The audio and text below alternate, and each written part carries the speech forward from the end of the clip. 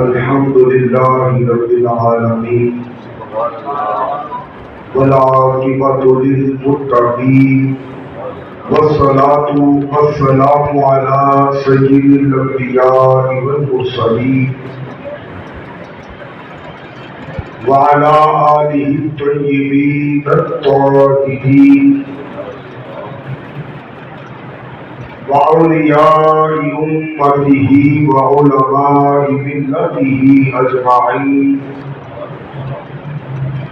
أما بعد فأعوذ بالله من الشيطان الرجيم. بسم الله الرحمن الرحيم.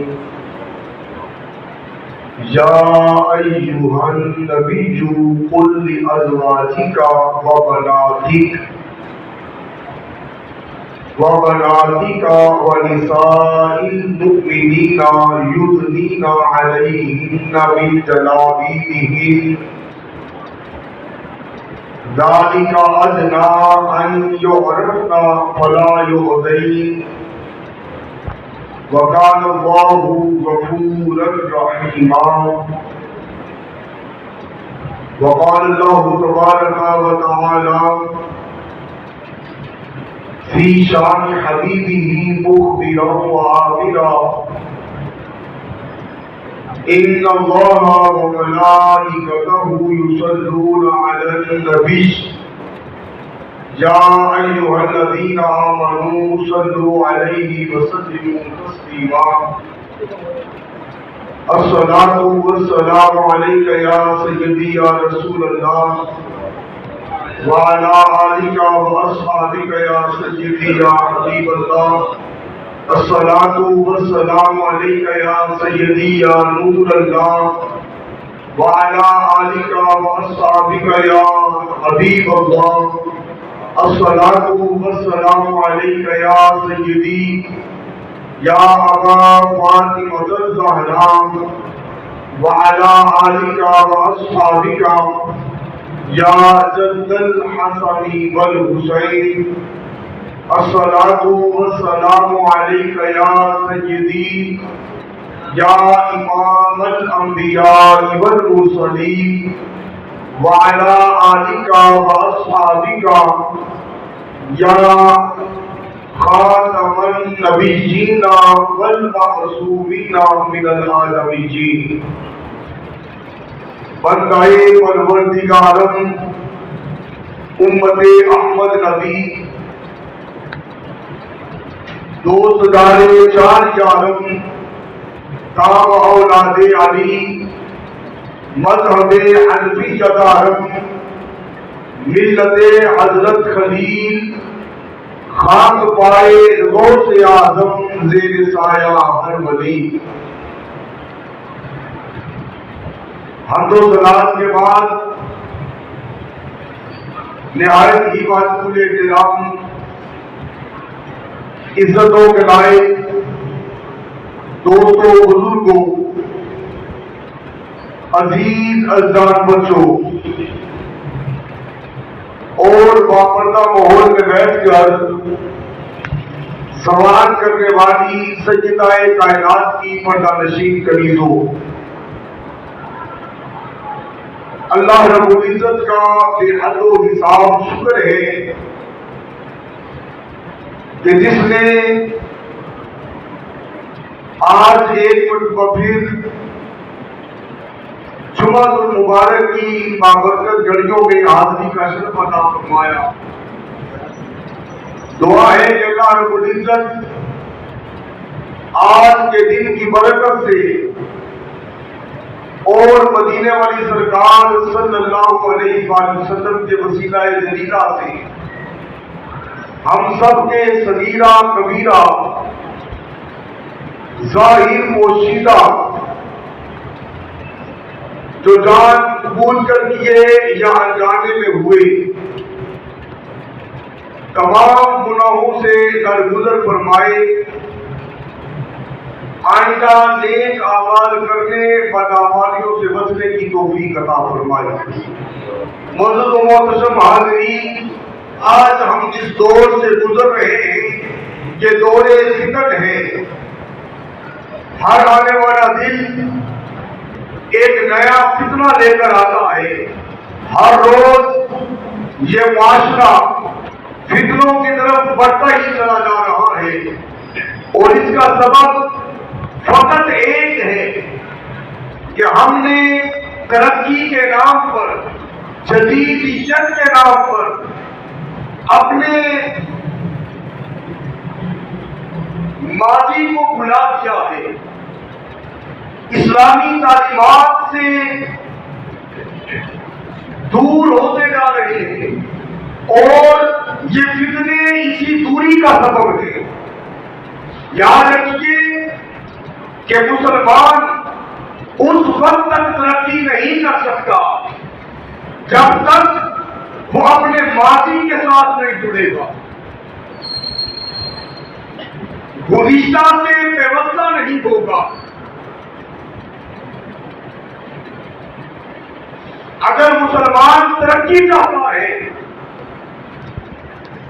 اقوام عالم نے عزت کا کہا ہے،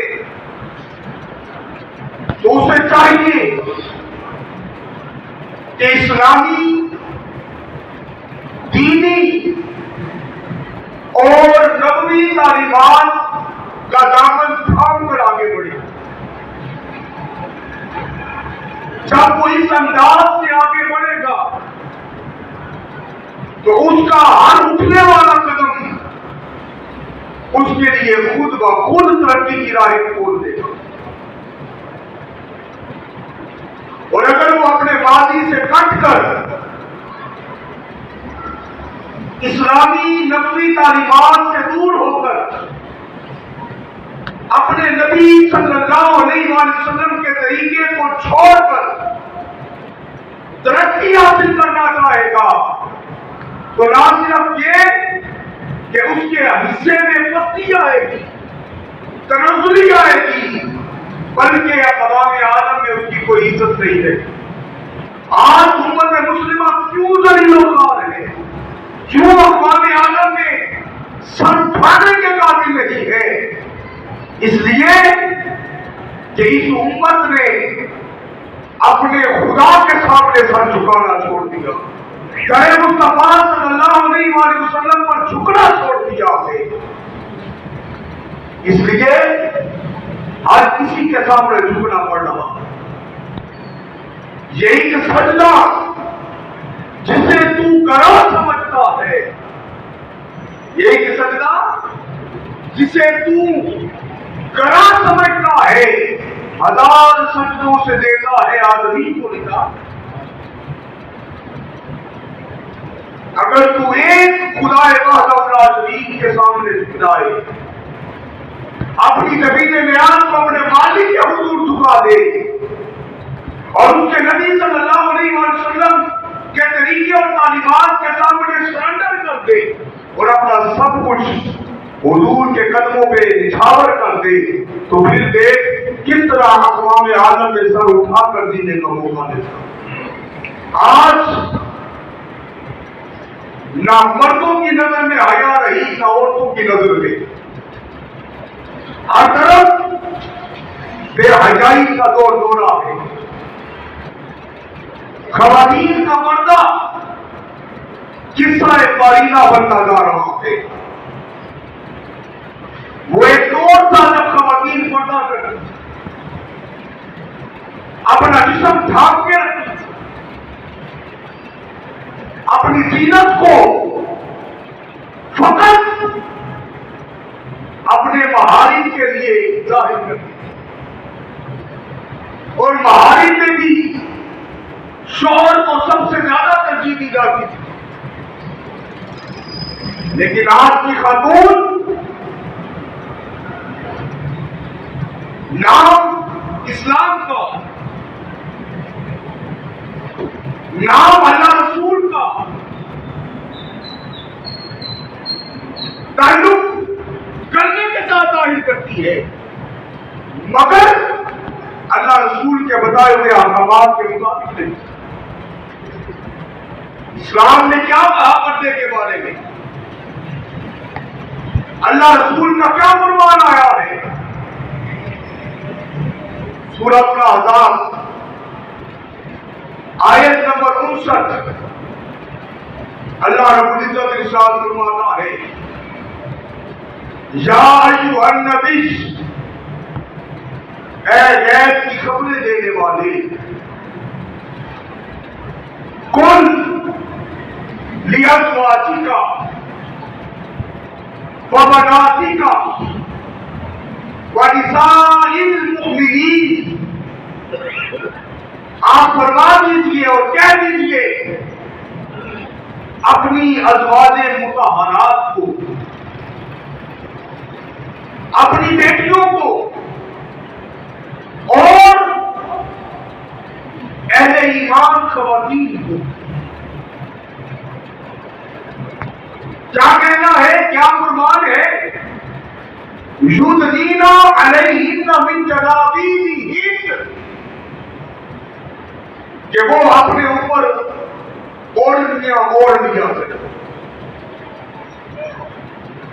اپنے جسموں کو اوڑھنیوں سے ڈھانپ لیا کریں، اپنے جسم کو بڑی چادروں سے ڈھانپ کر نکلا کریں۔ یہ اللہ رب العزت نے اپنے محبوب کے ذریعے خواتین کے لیے حکم جاری کروایا کہ وہ اپنے پردے کا خیال کریں، اپنے پردے کا لحاظ کریں، بے پردگی نہ کریں۔ ام المومنین سیدہ طیبہ طاہرہ صدیقہ کائنات محبوبہ محبوب خدا ام المومنین سیدہ عائشہ بن حمیرہ رضی اللہ تعالی عنہا آپ فرماتی ہیں کہ اللہ رحم کرے ان خواتین پر کہ جنہوں نے ہجرت میں پہل کی، کہ جب پردے کا حکم آیا، سورۃ النور کی آیات نازل ہوئی، تو ان خواتین نے کیا کیا؟ اپنی اون کی چادروں کو پھاڑ کر اپنی اوڑھنیاں بنا دی، اوڑھنی کے طور پر استعمال کیا۔ اور پھر اللہ رب العزت نے سورۃ الاحزاب کی اس آیت کا اگلا حصہ بڑا اہم ہے، اس پہ غور کیجیے کیا فرمایا اللہ رب العزت۔ حکم دیا کہ اپنی اوڑھنیاں اوڑھ لیا کریں، چادریں اپنے اوپر لیا کریں۔ پھر فرمایا ذالک ادنیٰ ان یعرفن، یہ عمل اس چیز کے قریب ہے کہ ایسا کرنے سے ان کی پہچان ہو جائے۔ کیا ہو جائے گی؟ بولیے، پہچان ہو جائے گی۔ ولا یؤذین، بس جب پہچان ہو جائے گی تو انہیں تکلیف بھی نہ دی جائے گی۔ یعنی اللہ رب العزت فرما رہا ہے کہ پردہ اوڑھنیاں، بڑی بڑی چادریں، یہ مسلمان خواتین کی پہچان ہے، علامت ہے۔ ہر قوم کی کوئی نہ کوئی علامت ہوتی ہے، ہر قوم کی کوئی نہ کوئی، بولیے، وہ اپنی علامت سے پہچانی جاتی ہے۔ اے مسلمان عورت، تیری پہچان، تیری علامت، تیری شناخت یہ ہے کہ تو اپنے اوپر اوڑھنیاں لے لے جب تو گھر سے باہر نکلا، بڑی بڑی چادریں اپنے اوپر لے کے نکلا کر، کہ پہچان رکھی گئی۔ اور آج شومی قسمت کہ وہ عورت جس کی پہچان یہ بتائی گئی کہ وہ اوڑھنیاں لیتی ہے، وہ چادریں اپنے اوپر بڑی بڑی ڈال لیتی ہے، سب سے پہلے وہ چادر سر سے اتری، گلے میں آئی، اور پھر وہ چادر گلے سے بھی ہٹ گئی۔ حاضرین محترم، یہ اللہ رسول کے حکم کی صحیح نافرمانی ہے، واضح نافرمانی ہے جو خواتین بے پردگی کرتی ہیں۔ وقال اللہ غفور الرحیم، پھر فرمایا اور اللہ بخشنے والا رحم کرنے والا ہے۔ یعنی اس حکم سے پہلے جو کچھ جب پردے کا حکم نہیں تھا اور پردہ وغیرہ نہ کیا تو اللہ رب العزت بخشنے والا ہے، رحم کرنے والا ہے۔ یہ بے حیائی اور برائی کیوں پھیلتی ہے؟ اللہ تعالیٰ قرآن مجید فرقان حمید میں ارشاد فرماتا ہے وَلَا تَقْرَبُوا الْفَوَاحِشَ، بے حیائی کے کاموں کے قریب بھی مت جاؤ۔ کیا فرمایا؟ بے حیائی کے کاموں کے قریب مت جاؤ۔ یہ نہیں فرمایا کہ بے حیائی والے کام نہ کرو، فحش کام نہ کرو، فواحش نہ کرو، بلکہ فرمایا بے حیائی کے کاموں کے قریب نہ جاؤ۔ کیا مطلب ہے؟ مفسرین لکھتے ہیں اس آیت کا مطلب یہ ہے کہ وہ عمل جو بے حیائی کے قریب لے جائے وہ چھوڑ دو، وہ عمل جو بے حیائی کے قریب لے جائے اس عمل کو ترک کرو، اسے چھوڑو۔ مثال کے طور پر وہ کیا عمل ہے؟ خواتین کا مردوں کے ساتھ بلا جھجک نرم لہجے میں بات کرنا، غیر محارم کے ساتھ نرم لہجے میں بات کرنا، یہ ایک ایسی چیز ہے جس سے بات کی جا رہی ہے، اس کے دل میں اگر روگ ہے تو وہ کوئی اور بات نہیں سوچ سکتا۔ جب مجھ سے نرم بات کی جا رہی ہے، خواتین کا نرم لہجے میں بات کرنا اور مردوں کا ان کے ساتھ ہنس ہنس کے باتیں کرنا، یہ چیز بھی حیائی کی طرف لے جانے والی ہے۔ پھر اپنی نگاہ کی حفاظت نہ کرنا، بد نگاہی کرنا، بازاروں میں گلیوں میں جب چلنا تو نظریں اٹھا اٹھا کے چلنا، ادھر ادھر جھانک کے چلنا، چھتوں کی طرف جھانک کے ادھر نظر کر کے چلنا، یہ جو اپنی نظر کی حفاظت نہ کی جائے تو یہ چیز برائی کی طرف لے جانے والی ہے۔ خواتین کے اداروں کے باہر چھٹی کے وقت بلا وجہ آگے کھڑے ہو جانا، انہیں تاکتے رہنا، انہیں دیکھتے رہنا، یہ ساری چیزیں کیا ہیں؟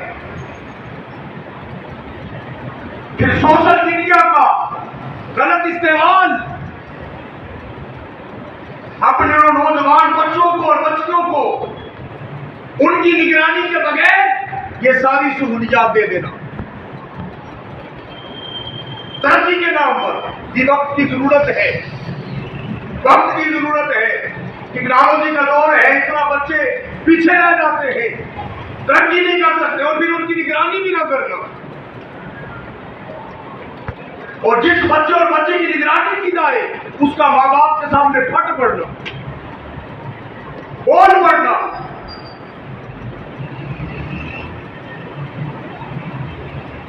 یہ کیوں ہے؟ یہ سب چیزیں بے حیائی کی طرف لے جانے والی ہیں۔ کیسے ہو سکتا ہے کہ تربیت اچھی کی ہو تو بیٹا اور بیٹی والدین کے سامنے بول پڑے؟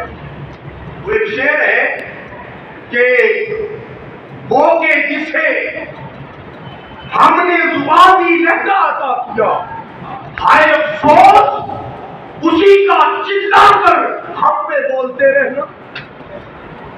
ہم نے بولنا سکھایا، ہم نے زبان دی، ہم نے لہجہ دیا، آج وہی ہمارے سامنے بول رہا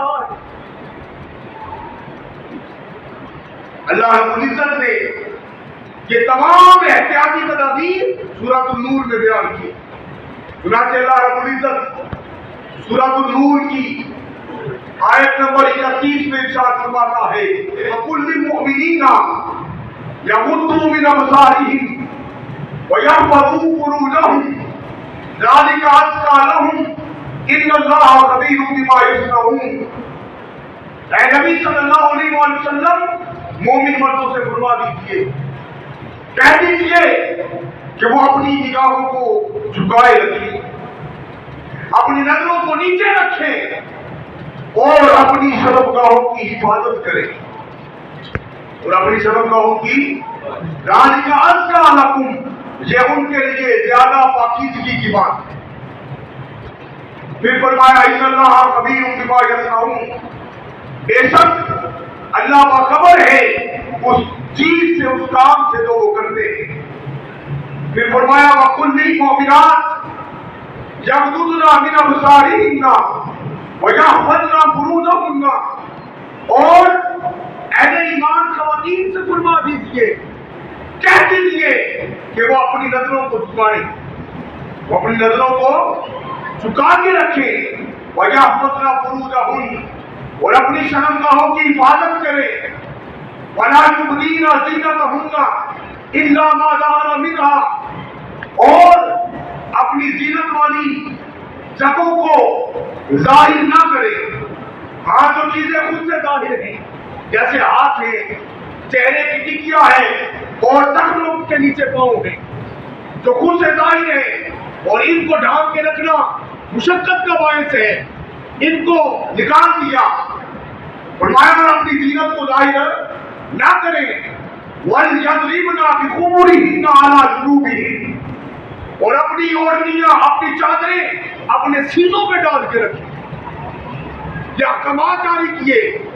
وَلَا يُبْدِينَ زِینَتَهُنَّ، اور اپنی زینت کو ظاہر نہ کریں إِلَّا لِبُعُولَتِهِنَّ أَوْ آبَائِهِنَّ أَوْ آبَاءِ بُعُولَتِهِنَّ أَوْ أَبْنَائِهِنَّ أَوْ أَبْنَاءِ بُعُولَتِهِنَّ أَوْ إِخْوَانِهِنَّ أَوْ بَنِي إِخْوَانِهِنَّ أَوْ بَنِي أَخَوَاتِهِنَّ أَوْ نِسَائِهِنَّ أَوْ مَا مَلَكَتْ أَيْمَانُهُنَّ أَوِ التَّابِعِينَ غَيْرِ أُولِي الْإِرْبَةِ مِنَ الرِّجَالِ أَوِ الطِّفْلِ الَّذِينَ لَمْ يَظْهَرُوا عَلَىٰ عَوْرَاتِ النِّسَاءِ وَلَا يَضْرِبْنَ بِأَرْجُلِهِنَّ لِيُعْلَمَ مَا يُخْفِينَ مِن زِینَتِهِنَّ.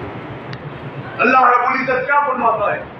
فرمایا اپنی زینت کو ظاہر نہ کرے یہ خواتین، اور آگے فرمایا کہ جن رشتوں کے لیے ظاہر کر سکتی ہیں ان کو ظاہر کر دیا، بتا دیا. محارم رشتے بتائے. سورہ نور کی آیت نمبر 31 کو آپ اسٹڈی کر سکتے ہیں، پڑھ سکتے ہیں. بتایا گیا ہے کہ وہ کون کون سے رشتے ہیں، وہ کون کون سے محارم ہیں جن کے لیے خواتین کا جو ہے وہ اس طرح پردہ نہیں ہے جیسے غیر محرموں سے ہے، اس طرح نہیں ہے.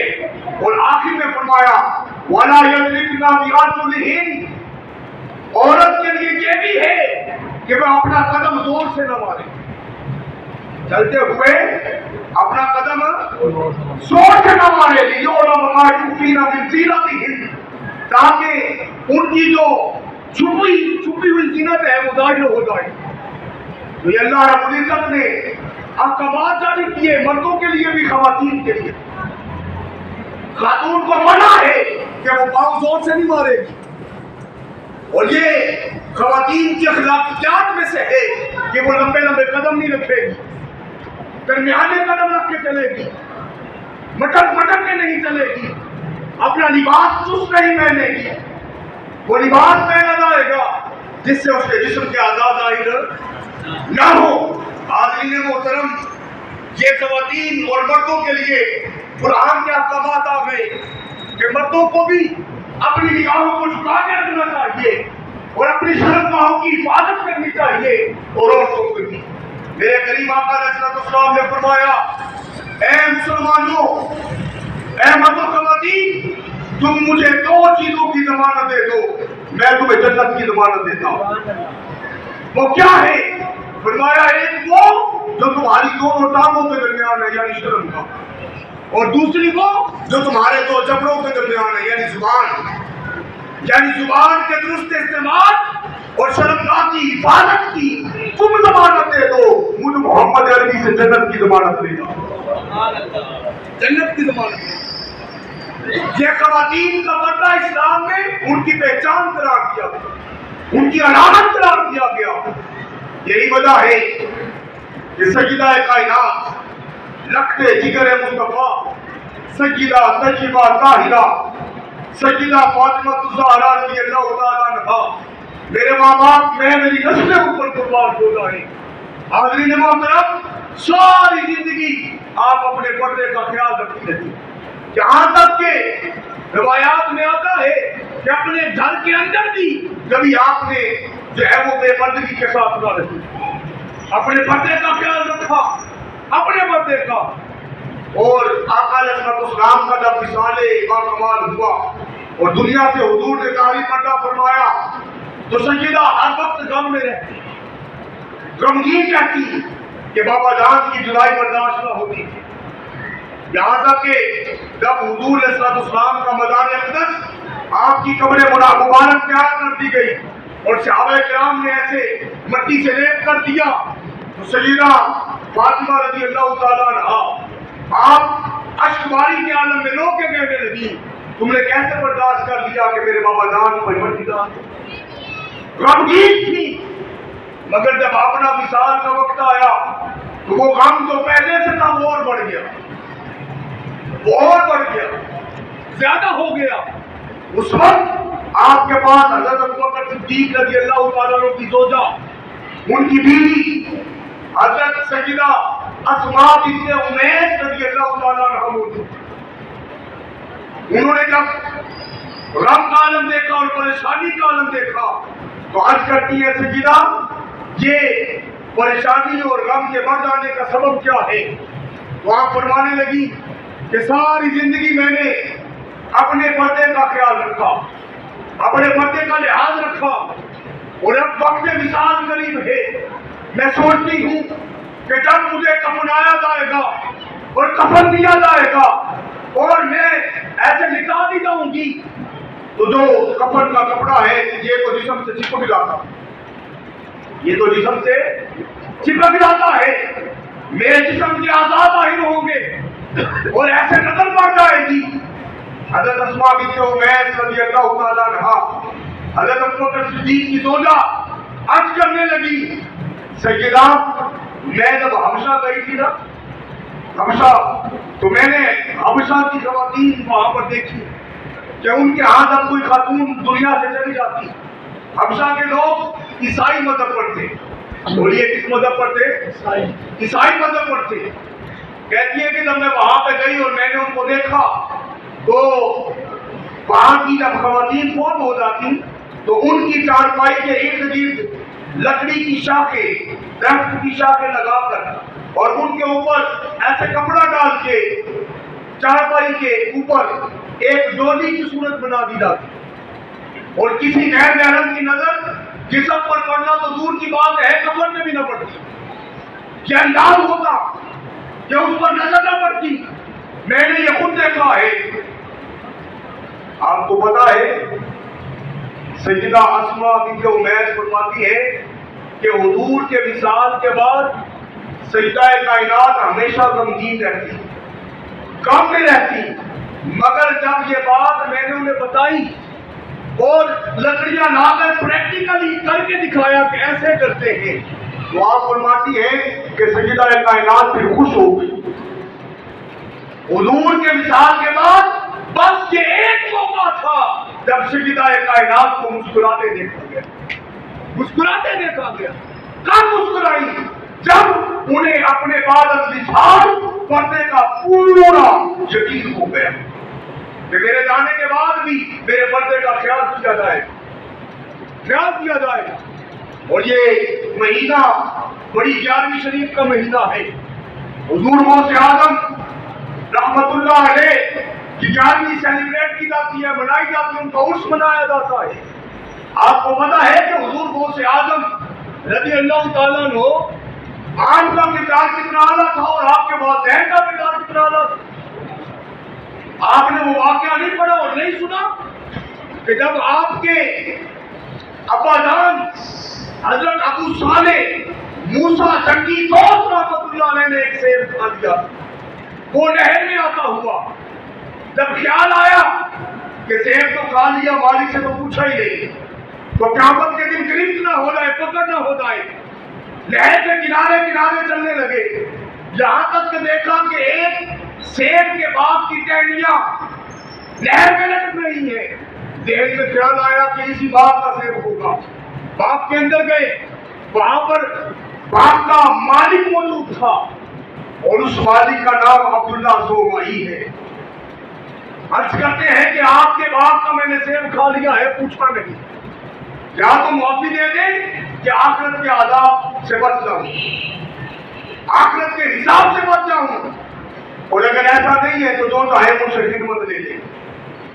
اس باغ کے مالک نے جب یہ تقویٰ پرہیزگاری کا عالم دیکھا تو اس نے کہا کہ اس شریف زادے کو ضرور آزمانا چاہیے۔ آپ نے کہا میرے باغ کی خدمت کر، میرے باغ کی رکھوالی کر۔ آپ نے کچھ عرصہ باغ کی رکھوالی کی، یہاں تک کہ ایک دن پھر ان کے پاس چلے گئے اور کہنے لگے کہ جو مقررہ وقت آپ نے بتایا تھا وہ تو پورا ہو گیا، کیا آپ کو معافی مل سکتی ہے؟ تو انہوں نے کہا نہیں، ابھی بھی نہیں۔ اب اتنا نیک اگر کسی کو داماد مل رہا ہو تو وہ کیسے پیچھے؟ کہا میری ایک بیٹی ہے، اس سے شادی کرنی پڑے گی۔ آخرت کا حساب ذہن میں آیا، فوراً تیار ہو گئے، وہ حساب مشکل ہے، دیکھی نہ تھی، کہا تیار ہوں، کہا تیار ہوں۔ مگر حضرت عبداللہ زومعی رحمۃ اللہ علیہ پکار اٹھے، کہا پہلے سن لو، میں جس بیٹی کی بات کر رہا ہوں آنکھوں سے اندھی ہے، کانوں سے بہری ہے، زبان سے گھٹتی ہے، ہاتھ ڈھولے ہیں اور پاؤں لنگڑے ہیں، ٹانگوں سے لنگڑی ہے، کرو گے شادی؟ آخرت کا حساب پیش نظر تھا، کہا وہ مشکل ہے، یہ آسان ہے، یہ آسان ہے، کہا قبول ہے۔ نکاح پڑھایا گیا، گزرے عروسی میں بھیجا گیا۔ جب دلہن کے کمرے میں گئے اور جا کر کہا السلام علیکم ورحمۃ اللہ وبرکاتہ، تو بلند کر آواز آئی وعلیکم السلام ورحمۃ اللہ وبرکاتہ۔ بس آواز کا آنا تھا، فوراً باہر دوڑے، باہر بھاگے اور جا کر اپنے سسر کے پاس پہنچے، کہا مجھے لگتا ہے کہ میں کسی غلط کمرے میں چلا گیا ہوں، وہ میری بیوی کا کمرہ نہیں، وہ میری وائف کا کمرہ نہیں، وہ میری مطبوعہ کا کمرہ نہیں۔ انہوں نے کہا ہوا کیا، بتاؤ تو صحیح۔ کہنے لگے آپ نے کہا تھا وہ جیتی ہے، وہ تو بولتی بھی ہے۔ فرمایا تم صرف اتنا سمجھے کہ وہ بولتی ہے، ارے وہ تو دیکھتی بھی ہے، وہ تو سنتی بھی ہے، وہ تو اپنے اعضائے بدنی کے ساتھ چلتی پھرتی بھی ہے۔ کہا پھر جو آپ نے کہا تھا وہ کیا تھا؟ فرمایا وہ بھی سچ تھا اور یہ بھی سچ ہے۔ کہنے لگے راز سے پردہ اٹھائیے، بتائیے راز کیا ہے؟ فرمایا راز یہ ہے کہ آنکھوں سے اندھی اس لیے ہے کہ کبھی کسی غیر محرم کی طرف نظر اٹھا کے دیکھا نہیں، کانوں سے بہری اس لیے ہے کہ کبھی غیر محرم کی آواز کو سنا نہیں ہے، زبان سے گونگی اس لیے ہے کہ کبھی کسی غیر محرم سے بات کی نہیں ہے، ہاتھوں سے لولی اور پاؤں سے لکڑی اس لیے ہے کہ کسی غیر محرم کی طرف کبھی چل کر گئی نہیں ہے۔ ارے جب باپ ابو صالح موسیٰ جنگی دوست جیسا ہو اور باپ ام الخیر فاطمہ جیسی ہو تو اولاد بھی غوث اعظم جیسی ہو، پھر اولاد غوث اعظم جیسی۔ آج ہم اپنی اولاد کو نیک چاہتے ہیں مگر خود نیک نہیں بنتے، اولاد کو اچھی چاہتے ہیں مگر خود اچھا نہیں بنتے۔ آج ہمارے سکولوں کا کیا حال ہے، کالجز کا کیا حال ہے، یونیورسٹیز کا کیا حال ہے؟ مجھے بتائیں تو صحیح، کون سی فحاشی اور یعنی اور بے حیائی ہے جو وہاں پہ نہیں ہوتی؟ مجھے بتائیں تو صحیح، کیا وہاں پر ڈانس کمپٹیشن نہیں ہوتے؟ کیا وہاں پر نوجوان لڑکیاں گا کر نہیں ناچتی؟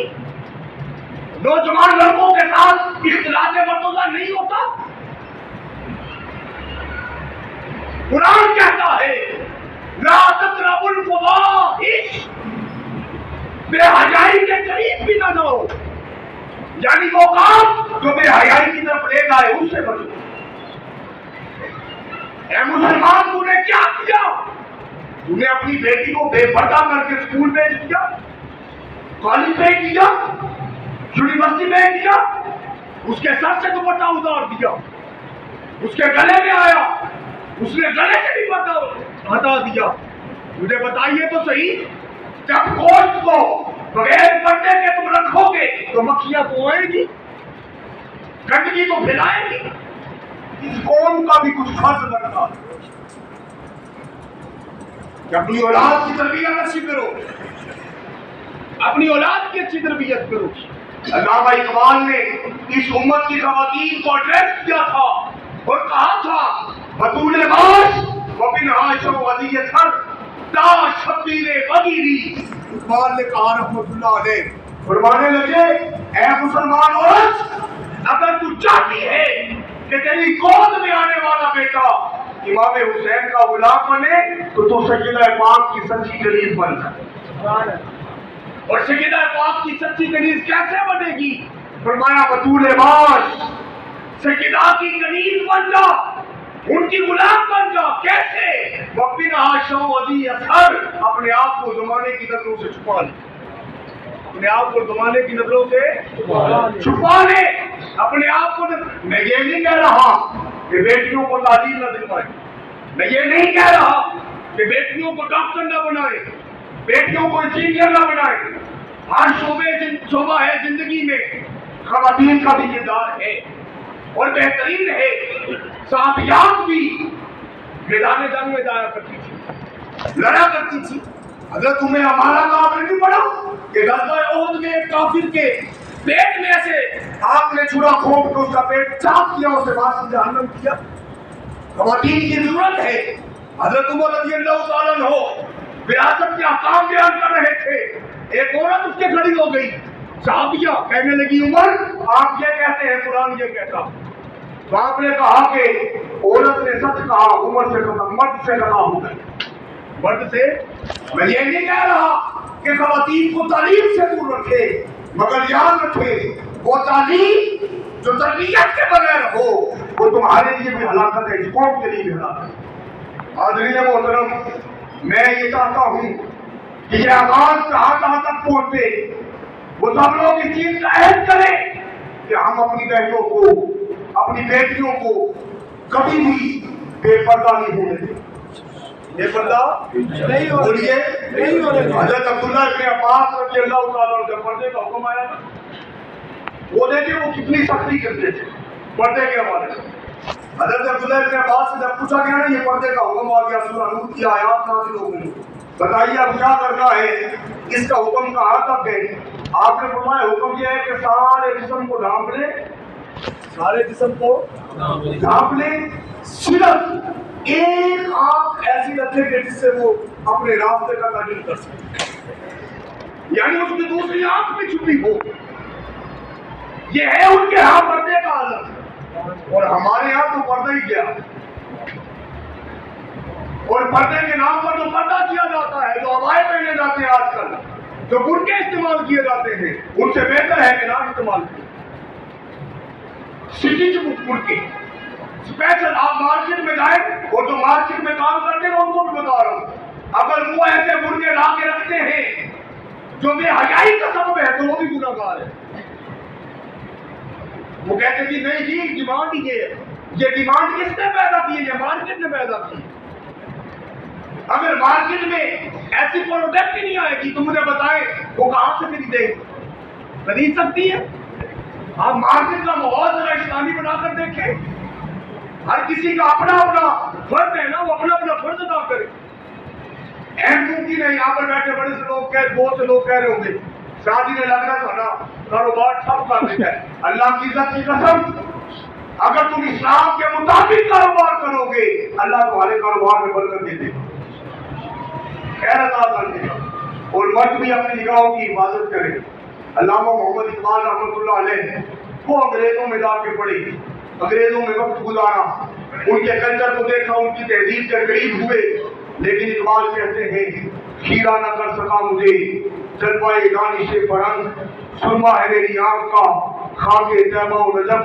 اقبال فرماتے میں گیا یورپ، میں نے وہاں پہ پڑھا، ان کے کلچر میں رہا، ان کی تہذیب میں رہا، مگر میں بھٹکا نہیں، میری نظر گمراہ نہیں ہوئی، میرے دل میں کوئی روگ نہ آیا، میں اس کلچر میں بھی محفوظ رہا، اس تہذیب میں بھی اپنے آپ کو میں نے محفوظ رکھا.